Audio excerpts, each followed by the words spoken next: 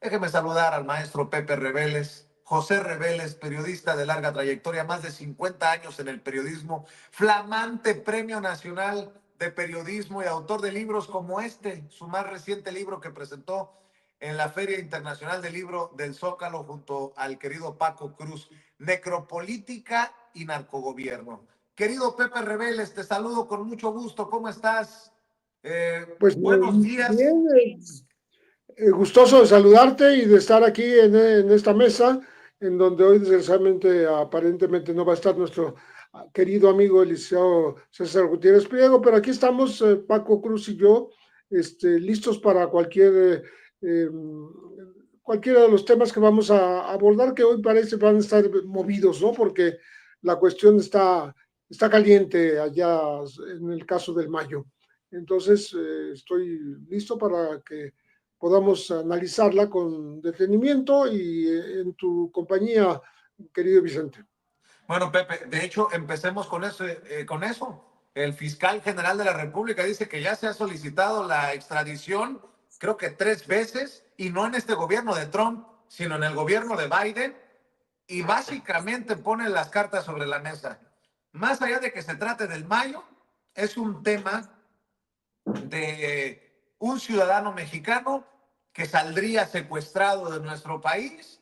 La presidenta ha dicho que no se trata ni de ceder ni de nada que se le parezca luego de que se diera a conocer la carta del Mayo. Hoy el abogado de Ismael Zambada dice que se ha tergiversado, que se ha descontextualizado por parte de medios y periodistas sensacionalistas esto de el colapso. Así que durísimo este tema de Ismael Zambada, el Mayo Zambada, querido José Reveles. Sí, justamente el fiscal habló de 4 ocasiones en que con Joe Biden se solicitó no la extradición, sino la devolución a su país de un hombre que fue secuestrado, que fue llevado contra su voluntad, que fue, digamos, sometido y llevado por la fuerza a territorio de Estados Unidos y curiosamente el gobierno de Estados Unidos aceptó esa entrega en donde ni siquiera sabemos el origen o la nacionalidad del avión que lo llevó, el piloto que lo entregó, por qué pudo violar el espacio aéreo de los Estados Unidos sin que pasara nada, por qué Estados Unidos dejó que entrara a un aeropuerto sin un aviso previo, etcétera, etcétera. Cosas que quedan en la duda después de muchos meses ya, ¿no? Estamos hablando de por lo menos 8 o 9 meses de que esto ocurrió y Estados Unidos le queda debiendo a México, ¿no? Y además de que le queda debiendo, no le ha devuelto a este hombre, ¿no? Y lo que está pidiendo el Mayo Zambada es justamente eso.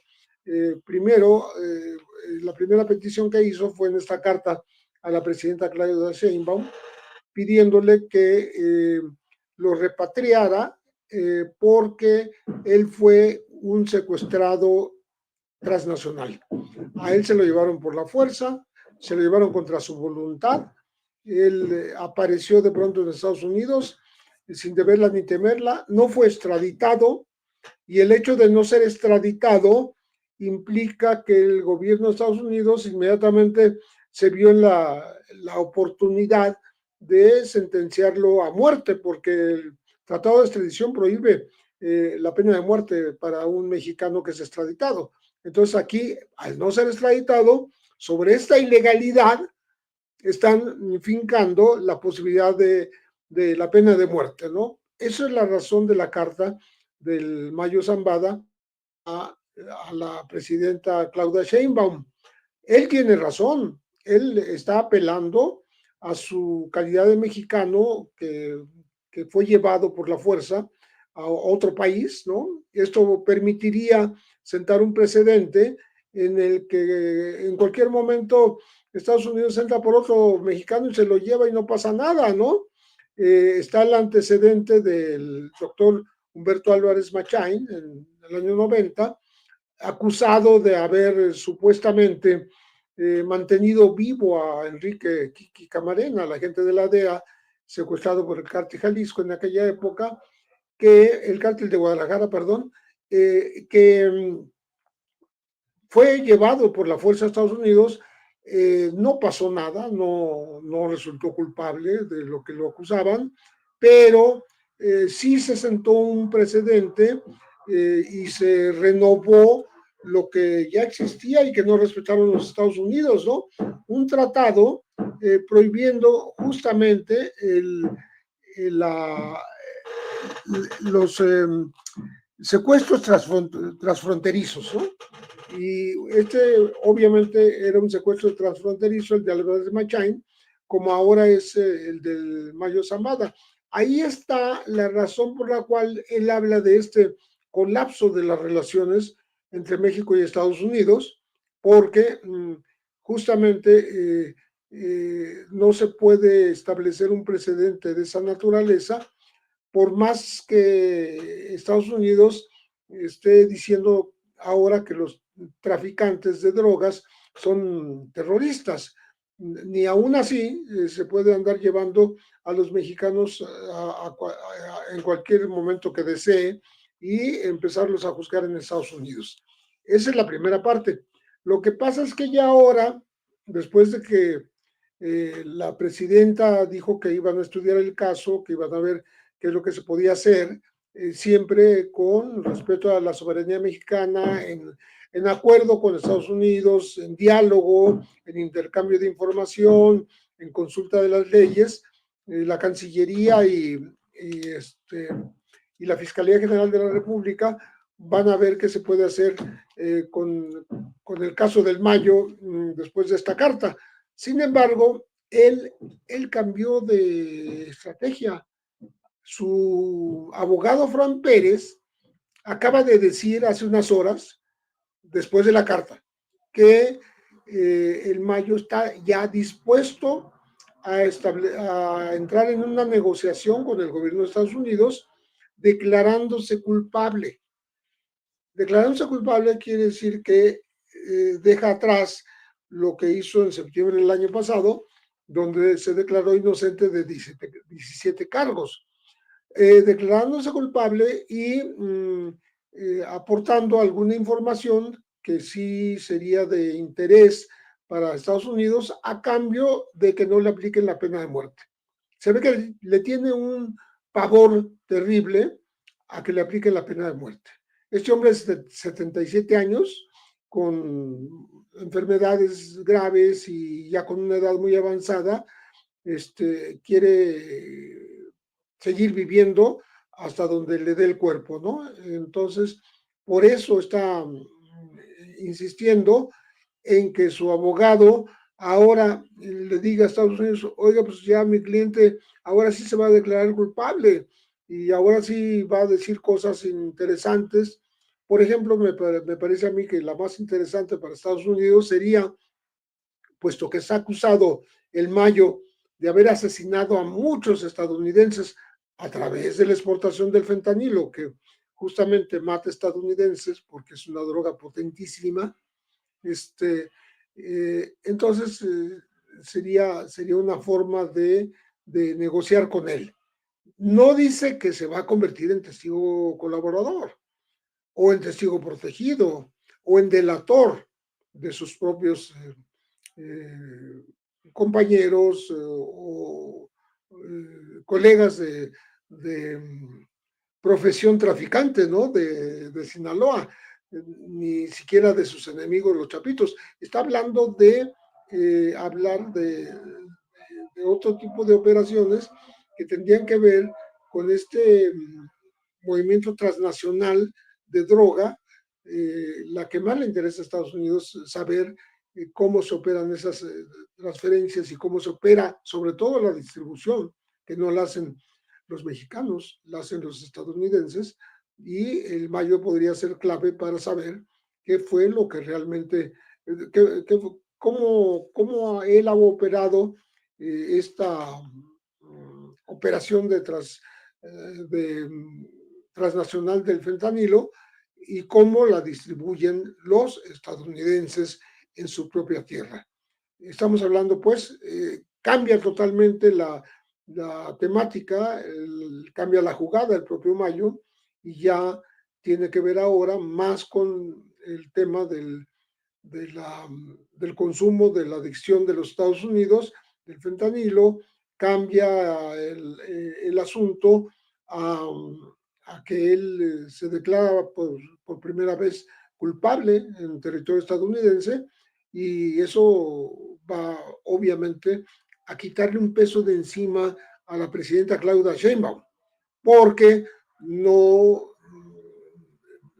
ella puede alegar a través de la Cancillería y de la Fiscalía que está bien, México pues tiene claro que puede defender a un mexicano haya cometido el delito que haya cometido, pero no al Mayo escoger otro camino, que es la negociación con el gobierno de Estados Unidos, él mismo da una salida diferente que pueden asumir aquí la Fiscalía y la Cancillería para que las cosas no tengan que ver primero con mándame repatriar y después hablamos, ¿no?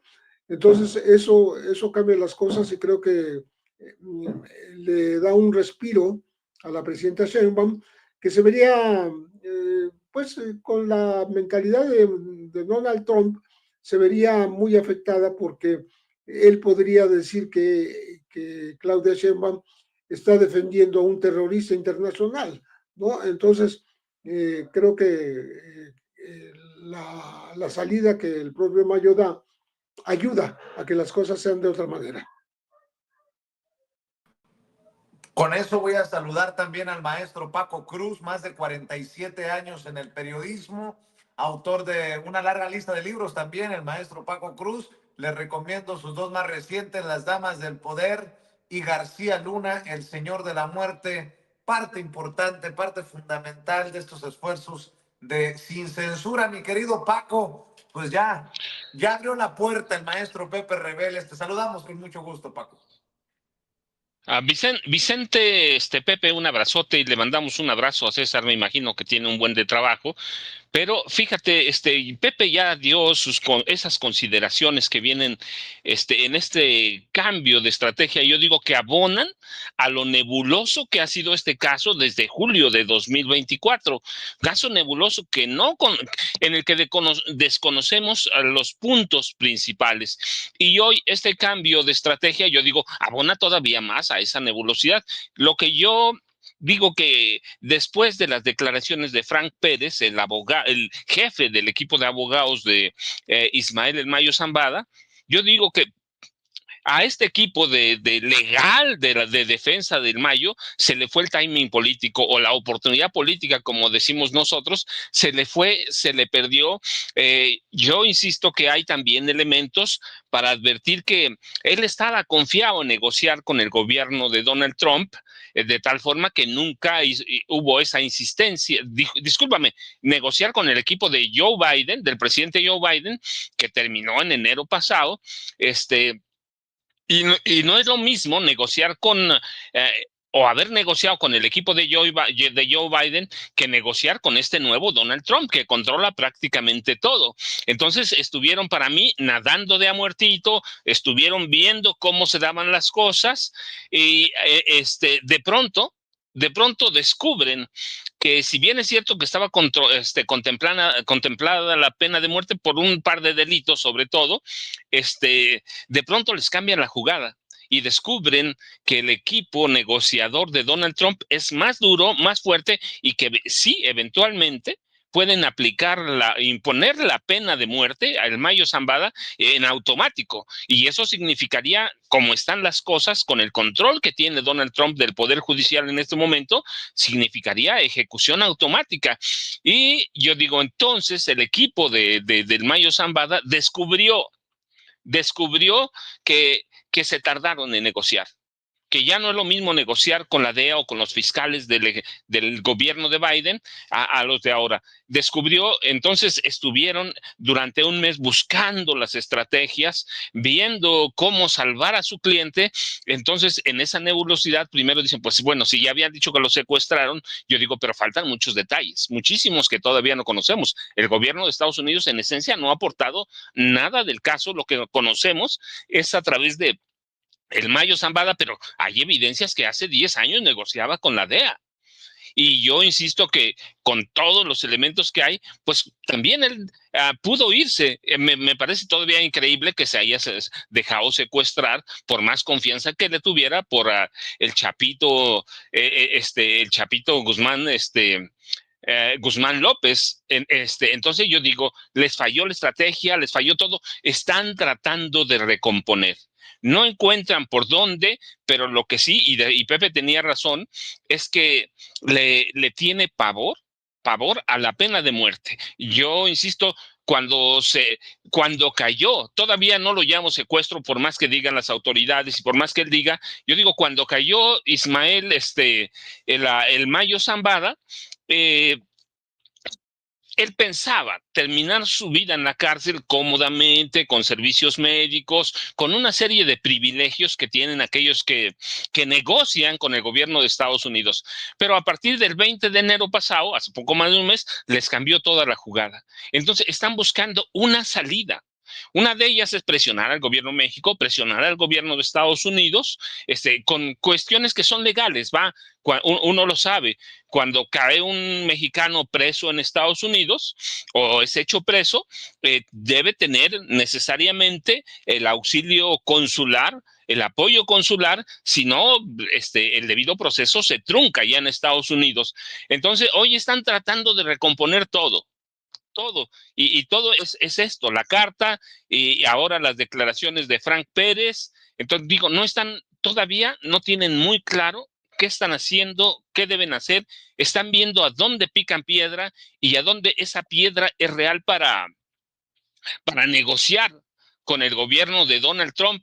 Entonces, mientras no encuentren la estrategia, yo digo, van a dar tumbos, un día sí y otro también, hasta que el Mayo Zambada tenga por lo menos lo que visualizaban cuando cayó en julio del año pasado, sin una vida cómoda en la cárcel, una vida que tenga acceso a servicios médicos.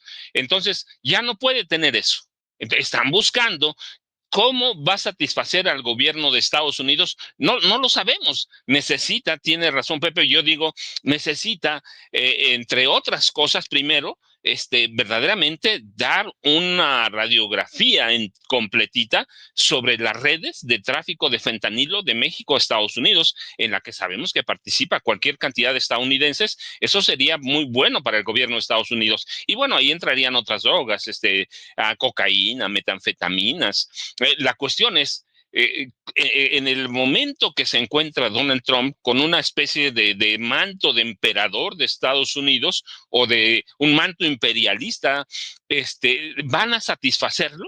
Yo digo, es un hombre que no tiene en este momento llenadera. Entonces tiene que buscar una buena estrategia para sentarse a negociar. Y sí, bueno, ya en este momento dicen, bueno, pues con que evitemos la pena de muerte, con que la evitemos ya, pero es bien importante que conozcamos verdaderamente la participación de elementos de Estados Unidos, si las hubo, que parece que sí las hubo, para tener todos los elementos, porque no es posible que un día cambies de un día para otro. El Mayo se le olvidó todo lo que han hecho lo que hizo el Chapo Guzmán. El Chapo Guzmán no abrió la boca y ahí se quedó. Genaro García Luna tampoco abrió la boca con tanta información que tiene y allí se quedó. El Mayo Zambada todavía para mí está dudando. está dudando, esté o no está enfermo, dice su abogado que no está enfermo. Yo digo, bueno, pues entonces le falló peor la negociación política en el equipo o con el equipo de Joe Biden, se le cayó completamente todo, aguantaron demasiado. Entonces, ahora hay que esperar y hay que ver, seguramente ellos están analizando cómo se recompone el cártel de Sinaloa en este país, cómo se recomponen, para dónde va, y supongo que a partir de ahí va a tratar de negociar con los fiscales federales y con la DEA allá en Estados Unidos, pero es ahora recomponiendo, pues es cuestión también de timing político, de oportunidad política y de ver cómo se desarrolla en México, cómo quedan sus hijos, cómo quedan sus hijas, sobre todo porque tiene algunas hijas, Ismael Almayo Zambada, pero está en un proceso delicado, serio, y hay que ver verdaderamente qué le puede aceptar el gobierno de Estados Unidos. Con Trump, con Biden, yo digo, Biden le hubiera aceptado muchas cosas. Trump le va a aceptar muy poquitas y tienen que ser como de mucha precisión, más allá de los nombres que él pudiera dar desde el gobierno de Carlos Salinas de Gortari cuando toma forma el cártel de Sinaloa. Tiene que haber información muy precisa para interesar, no a los fiscales, para interesar a Donald Trump. Seguramente cuando negocian le avisan al equipo de Trump que tiene acceso al presidente y le dice, mira, esto está ofreciendo. Así que tiene que ser muy preciso el equipo legal de Ismael El Mayo Zambada para entender lo que se requiere, para entender cómo pueden contentar o por lo menos dejar medianamente satisfecho al equipo de Donald Trump, y después el Mayo Zambada ver cómo se desarrolla el cártel de Sinaloa, que tiene acceso todos los días a través de su abogado. Así que eso es lo que podemos esperar. Y yo digo, pero mientras, Vicente, Pepe, mientras no tengamos las piezas faltantes de la caída de Ismael El Mayo Zambada y no veamos cómo van a negociar los chapitos, eso todavía va a seguir como un caso nebuloso, como un caso en el que no vamos a entender muchas cosas hasta que hable el Mayo Zambada y hasta que hable el gobierno de Estados Unidos, Vicente y Pepe. Así es, y hoy también importante que Omar García Harfuch desmienta esto de la presunta huida de Iván Archibaldo por un túnel. Él dice que nunca fue objetivo en estos operativos que llevan a la captura de pues uno de sus operadores más importantes. Para aquellos que dicen que hay contubernio de las autoridades del gobierno con el cártel, con el crimen organizado, pues los datos que se dan a conocer hoy por parte de Omar García Harfuch son importantes también, Pepe, por aquello de que dicen desde la oposición política que la estrategia de seguridad no funcionó con López Obrador. Podríamos hablar de que esta estrategia de seguridad con la doctora Claudia Sheinbaum sí está funcionando. Del 1 de octubre del 2024 al 24 de febrero del 2025, el Gabinete de Seguridad dirigido por la presidenta Claudia Sheinbaum ha detenido 13.139 generadores de violencia, asegurado más de 6.500 armas, 329 laboratorios para elaborar drogas sintéticas han sido destruidos, más de 112, casi 113 toneladas de drogas han sido aseguradas, incluyendo 1.260 kilogramos y 1.324.924 pastillas de fentanilo. A eso súmale, y qué bueno que podemos decirlo así, con todas sus letras, mientras regresa Pepe Reveles, creo que tuvo problemas con el internet, Paco, lo mismo va en mi planteamiento para ti. La doctora Claudia Sheinbaum ya estaría poniendo a trabajar a las autoridades de Estados Unidos, porque estoy viendo un comunicado, y esto es importante mencionarlo, señalarlo. Veo que las autoridades estadounidenses, no sé si ya lo tenga don David, ese comunicado por parte de las autoridades de aduanas y protección fronteriza en el puerto de entrada de Nogales, Arizona. Dice, el director de puertos por aduanas y protección fronteriza, la CBP por sus siglas en inglés, Michael Humphreys, informó que el aseguramiento de las armas 42 rifles AK-47. Se registró el pasado 17 de febrero, pero no fue dado a conocer hasta el lunes 24. Informó que agentes migratorios que laboraban en las operaciones de salida, por eso es tan importante también que ahora haya revisiones a la salida de Estados Unidos por parte de autoridades estadounidenses. En la garita comercial Mariposa detuvieron al conductor de un semirremolque antes de cruzar hacia Nogales, Sonora. Tras una revisión de carga encontraron 42 rifles AK-47, popularmente conocidos como cuernos de chivo, escondidos entre otra mercancía que no fue revelada. Pues por un lado, la estrategia de seguridad hacia México y por otro, la relación con Estados Unidos y el poner como tema central el tráfico de armas del norte al sur. Querido Paco, mientras regresa también el maestro Pepe Rebeles, ya regresó, me dicen, el querido Pepe Rebeles, y ya vamos después contigo, Paco. Querido Pepe, la estrategia de seguridad hacia México funciona. Tuvimos el enero menos violento en los últimos, creo yo, 8 años, si entendí bien. Y bueno, ahora también las autoridades estadounidenses hablando de decomisos de cuernos de chivo de aquel lado, querido Pepe.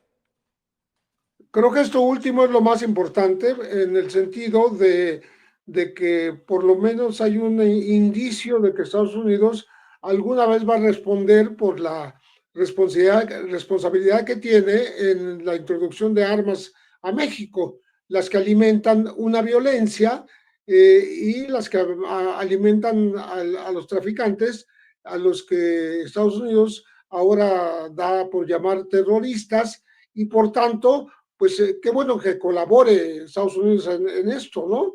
Y esto digamos que se compagina con las cifras que se han dado a conocer oficialmente respecto de la detención de objetivos prioritarios, generadores de violencia en México, particularmente en Sinaloa, donde sabemos que el círculo cercano de Iván Archibaldo Guzmán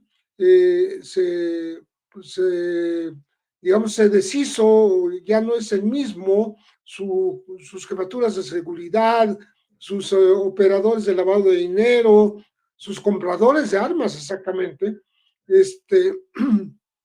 han sido capturados y aunque se desmienta que Iván Archibaldo mismo huyó por un túnel de un cerco que le tendió la autoridad, pues la verdad es que sí lo están acorralando, lo están empujando a buscar más escondites, más posibilidades de huir de la autoridad, y creo que no me equivoco al decir que está cerca, muy cercana a su captura. Algún día lo tienen que capturar y lo están haciendo bien con servicios de inteligencia, con presencia de ejército, armada y policías federales en Sinaloa, además de todo toda la policía local. Entonces, creo que esto podría cambiar las cosas si Iván Archibaldo cae en México y es entregado a Estados Unidos, porque eso va a ocurrir. México nunca en los últimos años ha negado un solo capo importante en extradición. Todos los manda a los Estados Unidos, no quiere tener bombas de tiempo aquí, y sería lo mismo con Iván Archibaldo. Y no es que se convierta en moneda de cambio, pero sí puede despresurizar, vamos a decir, la cuestión del Mayo Zambada, que tiene, pues, de alguna manera en un brete a la presidenta Claudia Sheinbaum, porque cómo va a interpretar el gobierno de Trump el hecho de que México de alguna manera le haga caso a la Carta del Mayo y le pida a Estados Unidos que lo repatrie, aunque ya lo ha pedido, ¿no? Pero no es lo mismo pedírselo a Joe Biden que ahora a Donald Trump, que lo interpretaría como a una presidenta del vecino país que está defendiendo a un terrorista, aunque no sea de esa manera, pero él lo puede interpretar de esa manera. Entonces estamos hablando que la captura de Iván Archibaldo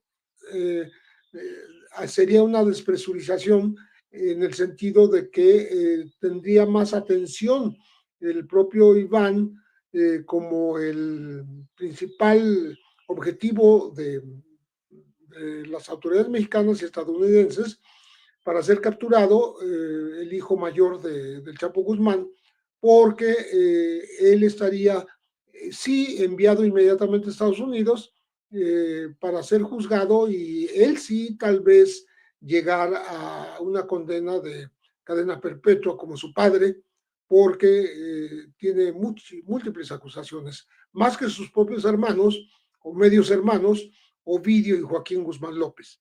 Él tiene acusaciones más graves y se supone que tiene más poder que sus propios hermanos en el control del tráfico de drogas y de la delincuencia y de la violencia en Sinaloa, por lo cual pues es un bocado apetecido, una captura deseada por parte de México y inmediatamente. Eso cambiará totalmente la situación y más allá de que no haya sido exactamente como dicen que logró huir por un túnel del cerco que le tenían las autoridades, la verdad es que sí lo tienen cercado, sí lo tienen acorralado y en cualquier momento puede caer. ¿Cómo ves, mi querido Paco? Pues por un lado el tema de Iván Archibaldo que se movió, ¿no? Se les escapó y luego esta estrategia de seguridad que ya no es de abrazos, no balazos, pero que tampoco funciona de acuerdo a los odiadores. En fin, como diría el filósofo Enrique Peña Nieto, en ningún chile les embona. Algunos, mi querido Paco. Fíjate, bueno, es que nunca les va a embonar, Vicente. La verdad es que lo que haga el gobierno, más allá de los datos específicos o de lo que veamos, hechos concretos, pues van a ser la oposición y los periodistas de corporativos tienen una agenda política y la tienen que cumplir. La tienen que cumplir desde el gobierno de Andrés Manuel López Obrador. Aquellos periodistas tienen su agenda política y bueno, así va a seguir, pero la verdad es que hay hechos que son muy concretos. Mira, la captura de Iván Archibaldo, de Nemesio Ceguera o de Aureliano Guzmán López, para mí, de Aureliano Guzmán Loera, el hermano del Chapo Guzmán, para mí estas tres capturas, alguna de estas tres capturas servirían para eso. Y hablo de Aureliano Guzmán Loera, el hermano del Chapo Guzmán, porque están allí mismo en Sinaloa. Y porque más allá de lo que se diga, es un objetivo también de la DEA que ofrece por lo menos desde hace un par de años, $5 millones. Entonces son capturas que debían estar, que deben estar en el ojo, supongo, de Omar García Harfuch, del general secretario y del almirante secretario, deben tenerlos allí. No imagino que estén en Sinaloa y solo estén con la mira puesta en Iván Archibaldo. Supongo que es parte del trabajo de inteligencia, estar haciendo trabajos. Omar García Harfuch lo decía hoy por la mañana, ¿no? No, el Chapito, Iván Archibaldo, no era el objetivo. Eran Kevin Alonso, el 200, el jefe de seguridad de Iván Archibaldo y José Ángel Zenobio, el güerito que era el operador financiero. Y con eso empiezas a acercar a Iván Archibaldo. ¿Por qué? Porque estos dos hombres saben cómo se mueve, cómo opera, quiénes son los responsables, otros de seguridad y de financiar a Iván Archibaldo. Pero ellos también te pueden llevar a quién, al hermano, al Guano Guzmán Loera. Es decir, es como una carambola de tres bandas y seguramente ellos tienen sobre el mapa, sobre la geografía del narcotráfico, cómo opera Nemesio Ceguera Cervantes. Conocen las rutas, conocen las operaciones, supongo, porque históricamente así pasa, entre los mismos matones o sicarios o jefes de seguridad, conocen cómo opera. Así que es una estrategia muy ambiciosa. Yo la llevo más allá de Iván Archibaldo porque están en Sinaloa. Y sí, lo están cercando, lo tienen allí con la captura del 200 y del Güerito, que son dos ejes fundamentales en el operar de Iván Archibaldo. Pues yo digo, los otros objetivos también los tienen ahí, que no te lo van a contar, pues no nos lo van a contar. Pero, y es importante decir, lo que hace Omar García Harfuch es que dice, pero es que tampoco hubo un túnel. Tampoco, pero noticiosamente es muy rico, ¿no? Es así como muy cachondo decir, huyó por un túnel igualito que su papá. No, la verdad es que para mí tienen una agenda muy ambiciosa, que yo la llevo más allá de Iván Archibaldo, pero cualquiera para mí de estas tres capturas le serviría no como trofeo como los usaba Felipe Calderón, por ejemplo, o Enrique Peña Nieto, le serviría para quitar la presión en este momento. Lo dijimos desde que tomó posesión Donald Trump, el trabajo de la Marina, del Ejército, de la Guardia Nacional va a ser fundamental para sentarse a negociar con el gobierno de Donald Trump, porque es un tema que tiene tintes también comerciales, más allá de a donde lo llevemos, siempre va a recaer en lo mismo, temas comerciales, temas de impacto, y estas capturas van a ser fundamentales. Están trabajando. ¿Cuándo van a dar resultados? Decía Pepe, en cualquier momento. Yo también estoy convencido que en cualquier momento, pero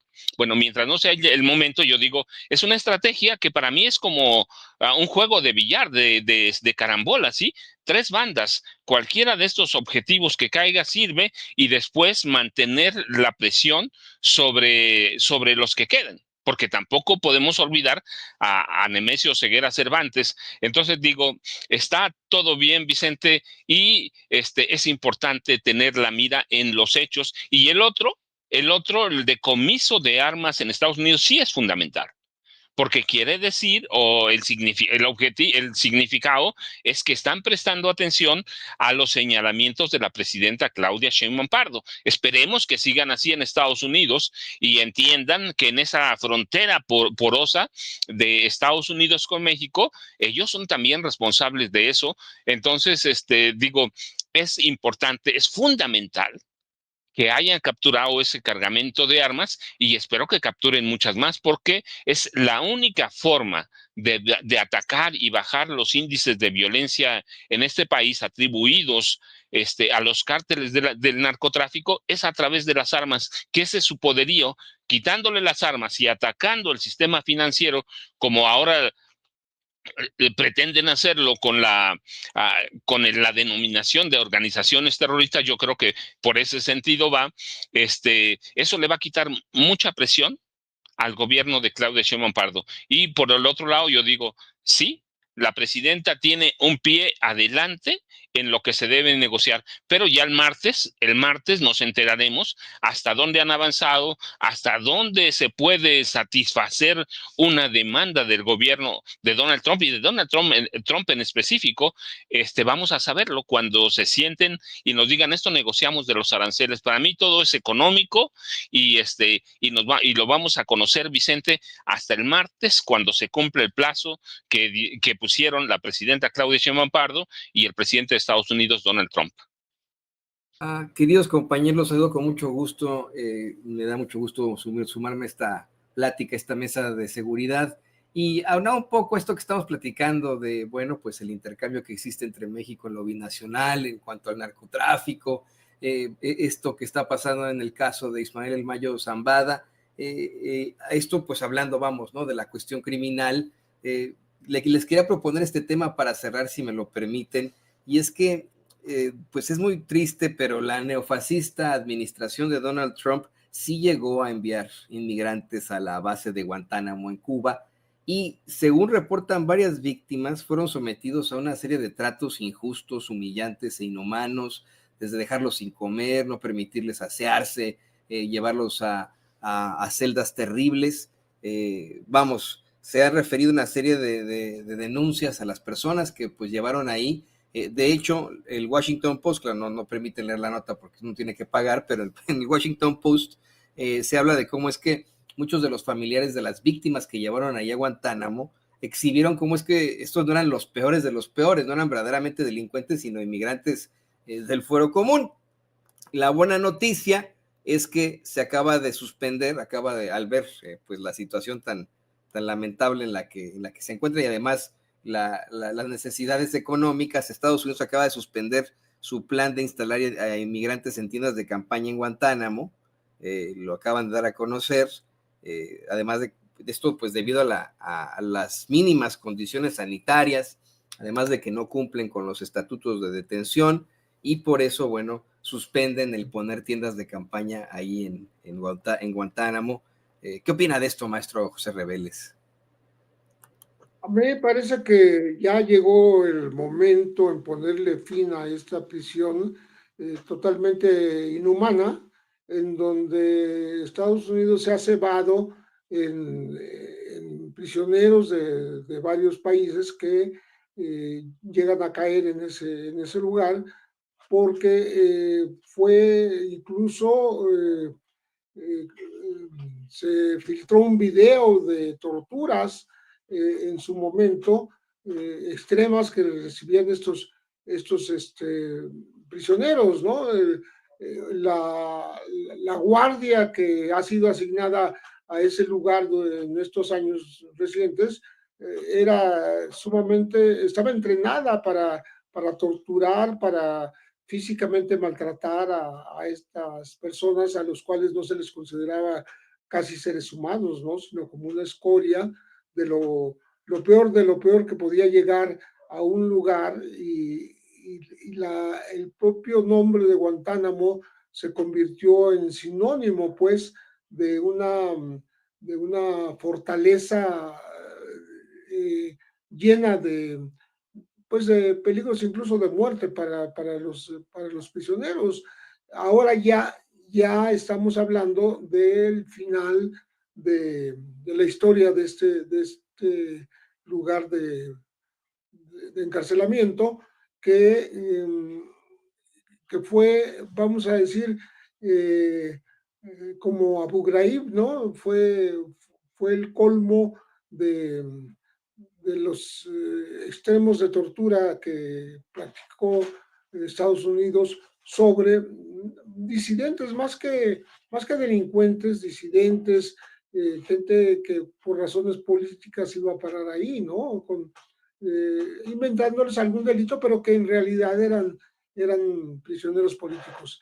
Entonces, que me parece una excelente noticia decir que Guantánamo dejará de operar. De momento estamos hablando de las tiendas de campaña, de la insalubridad que se quiere remediar, pero ya en días pasados había yo leído la noticia de que se iba a desmantelar, se iba a cerrar finalmente esta cárcel. Todas las cárceles llegan a su final, como en su momento pues fueron incluso las muy conocidas de los Estados Unidos en territorio estadounidense, ¿no? Que incluso fueron objeto de películas, ¿no? Como San Quintín o como Alcatraz. Alcatraz, perdón, como Alcatraz, y como aquí en México llegó a ser justamente la que estaba en el castillo de San Juan de Ulúa, ¿no? Que son cárceles que cumplen una temporada su objetivo, pero que después dejan de ser útiles, dejan de ser operantes, dejan de ser necesarias, porque se construyen otras y se acaba pues la rancia costumbre de meter a gente ahí de por vida, ¿no? Entonces, creo que es una buena noticia y empieza a ser una buena noticia. No se hará de la noche a la mañana, pero seguramente vamos a ver el final de Guantánamo.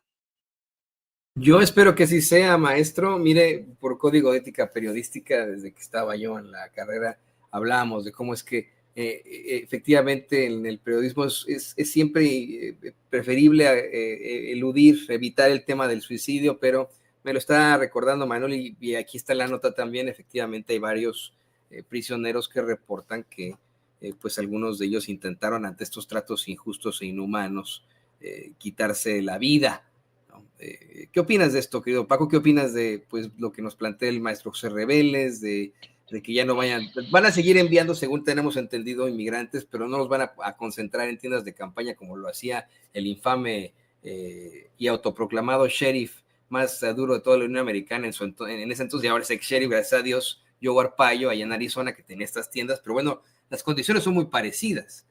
Si bien es cierto, en Arizona tienen un nivel pues, muy seco de clima y muy cálido, el clima cálido y húmedo de Cuba, bueno, pues hace que estas prisiones sean infiernos en esta tierra, ¿no? Toño, Pepe, pues mira, qué bueno que va a desaparecer. Recuerda que es conocida todavía como la cárcel del horror y de la tortura. No, una vez que entrabas ahí, se perdía toda la humanidad. Los intentos de suicidio fueron lo menos grave, porque hay evidencias de desapariciones, de presos que estuvieron allí y nunca en su vida aparecieron. Estados Unidos nunca autorizó o nunca ha autorizado la visita de ninguna autoridad. Hay las inspecciones, pues no hay. ¿Por qué? Porque es una prisión para torturar, para desaparecer, para hacerte hablar. La prisión yo decía, de la tortura y los tratos abusivos. Pepe lo recordó bastante bien. Había videos, fotografías de cómo se torturaba a los presos que caían a Guantánamo, desde que la abrió. ¿Cuándo fue? En 2002, George W. Bush, ¿no? A propósito del 2001 y las Torres Gemelas. Así que es una excelente noticia, pero bueno, hasta que desaparezca. Pero el horror no va a desaparecer. Allí va a quedar, porque la tortura allí se dio, los tratos abusivos, los intentos de suicidio, las desapariciones de las que nadie sabe, y Estados Unidos se convirtió, bueno, históricamente es el mayor violador de los derechos humanos en el mundo. Hay que esperar, yo, como dice, ¿no? Hasta no ver, no creer, pero pues sí, de entrada es una buena noticia, se haga despacio cuando se haga, pero esa cárcel del horror en Guantánamo debió haber desaparecido hace mucho, porque su historia es como entre la peor de todas las cárceles de Estados Unidos, Toño y Pepe. Así que qué bueno que desaparezca, porque los horrores no desaparecen aunque cierren la prisión. Por cierto que hablando de horrores y de crímenes en contra de la humanidad, se está solicitando que tanto Biden, el expresidente Joe Biden, como su entonces secretario de Estado, Anthony Blinken, enfrenten las consecuencias ante la Corte Penal Internacional por los crímenes de guerra perpetrados en el genocidio de Gaza. Así que muy pendientes de esto, ¿no? Se está buscando que lleguen a la Corte Penal Internacional al haber como, pues sí, han sido las cabezas en política exterior, apoyado al Estado político de Israel en este genocidio que se cometió en contra del pueblo palestino en la Franja de Gaza. Y queridos compañeros, bueno, yo les agradezco que se hayan sumado a esta mesa de seguridad tan interesante, siempre nos deja muchísimo. Les pido por favor que nos compartan sus redes sociales. Bueno, sabemos que el maestro José Reveles, y hace bien, por eso es que Castro también se mantuvo hasta al frente del gobierno hasta casi hasta el final, porque no tenía redes sociales, ¿no? Siempre digo yo eso. El maestro José Reveles no tiene redes sociales, pero sí tiene sus libros que le recomendamos aquí en Sin Censura, para que usted lo busque, y le queremos pues agradecer, maestro, que está aquí con nosotros. Ahí está Necropolítica, Narcogobierno, para que usted lo busque. Muchas gracias, maestro José Reveles. Muchísimas gracias, me da mucho gusto haber estado con ustedes y nos vemos el próximo martes. Por supuesto, un gran abrazo, Toño, de Paco, para que nos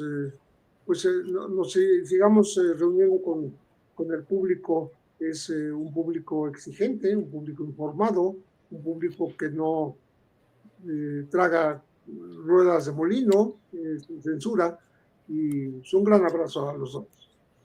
Muchísimas gracias, por supuesto. Sí, tiene una llamada con los abogados ahora ante la demanda. De pronto tuvimos una llamada con unos abogados, claro, ¿no? Ante la demanda de Salinas Pliego. Entonces, pues que andamos el tingo al tango. Y muchas gracias, maestro. Muchas gracias también al queridísimo Paco. Paco, por favor, tú sí tienes redes sociales, compártenos estas redes para que la gente se ponga en contacto contigo.